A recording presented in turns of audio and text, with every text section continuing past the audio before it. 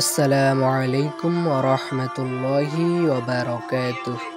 দুনিয়ার পরিস্থিতি যতই খারাপ হোক না কেন, আপনার অন্তর যদি আখিরাত নিয়ে মগ্ন থাকে, আপনার অন্তর যদি আল্লাহর ভালোবাসায় সিক্ত থাকে, তখন লক্ষ্য করবেন আপনার হৃদয় কখনো হতাশার অন্ধকারে নিমজ্জিত হতে পারে না। পরকালে আলোকিত পাওয়ার আশায় অন্তরটি সবসময় আলোকিত থাকে। আশার প্রদীপটি কখনো নিভে যায়।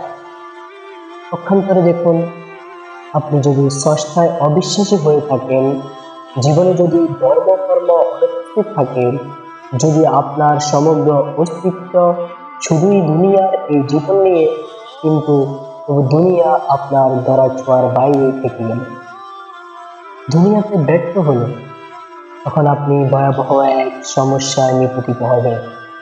হতাশার অমানিসা চারদিক থেকে আপনাকে ঘিরে ধরবে, ডিপ্রেশনে পড়ে যাবে, এমনকি আত্মহত্যার মতো জঘন্য সম্ভাবনাও দেখেন। সব ধরনের নেতিবাচক অনুভূতিগুলো আপনার অন্তরে জেঁকে বসবে। কিন্তু যদি দুনিয়ার জীবনটাকে পরকালের সাথে যুক্ত করেন, তখন উপলব্ধি করবেন যে হ্যাঁ, আমি দুনিয়াতে সফল হতে চাই, কিন্তু যদি কোনো না কোনো কারণে ব্যর্থ হই, আমার জন্য তো পরকাল আছে। যদি এই মানসিকতা অন্তরে লালন করতে পারেন, হঠাৎ করেই তখন নিজের ভেতর উত্তেজনা অনুভব করবেন। হঠাৎ করেই তখন নিজের ভেতর এক ধরনের আভিজাত অনুভব করবেন। একটি উচ্চতর লক্ষ্য আপনাকে অনুপ্রাণিত রাখবে সবসময়। আমৃত্য একটি উদ্দেশ্যের ফলে ফিরে তুলতে পারবেন। আপনি পার্থিব এই জীবন উন্নত করার চেষ্টা করবেন, কিন্তু যদি কোনো না কোনো কারণে না পারি, আমার জন্য তো সব সময় আখিরাত আছে।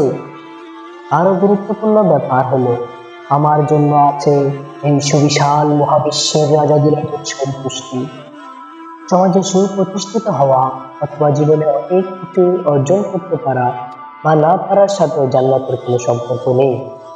জান্নাতের সাথে সম্পর্ক হলো আল্লাহর ইবাদত করতে পারা। আপনি কি দৈনিক নামাজগুলো আদায় করছেন? আপনি কি সৎ জীবনযাপন করছেন? আপনি কি আল্লাহর আদেশ নির্দেশগুলো পালন করার ব্যাপারে যত্নবান?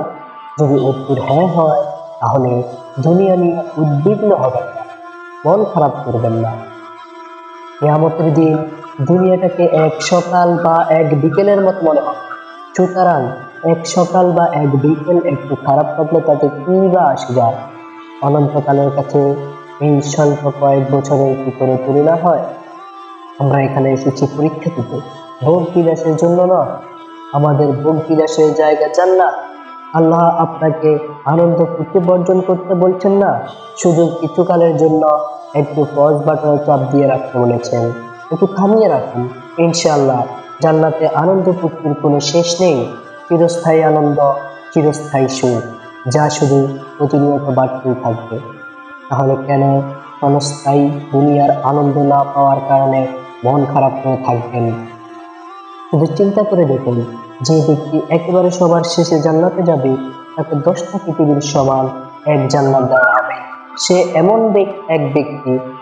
এমন এক ব্যক্তি যার কোনো নেক আমল ছিল না। আল্লাহ দয়া করে তাকে জাহান্নাম থেকে মুক্তি দিবেন।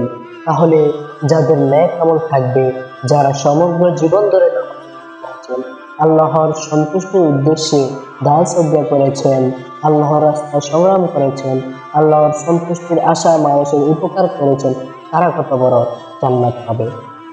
হে মুসলিম, তোমার হতাশা হওয়ার কিছুই নেই।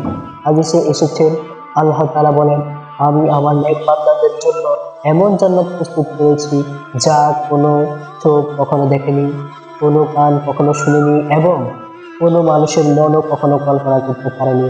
অর্থাৎ সেখানকার বিস্ময়কর নিয়ামতগুলো এতটাই বিস্ময়কর যে সেগুলোর কোনো রূপ এই পৃথিবীতে নেই। মানে দুনিয়ার কিছু দিয়ে তা বোঝা সম্ভব নয়। আমাদের জন্য তা হবে এক মহা বিস্ময়কর সারপ্রাইজ। আলহামদুলিল্লাহ।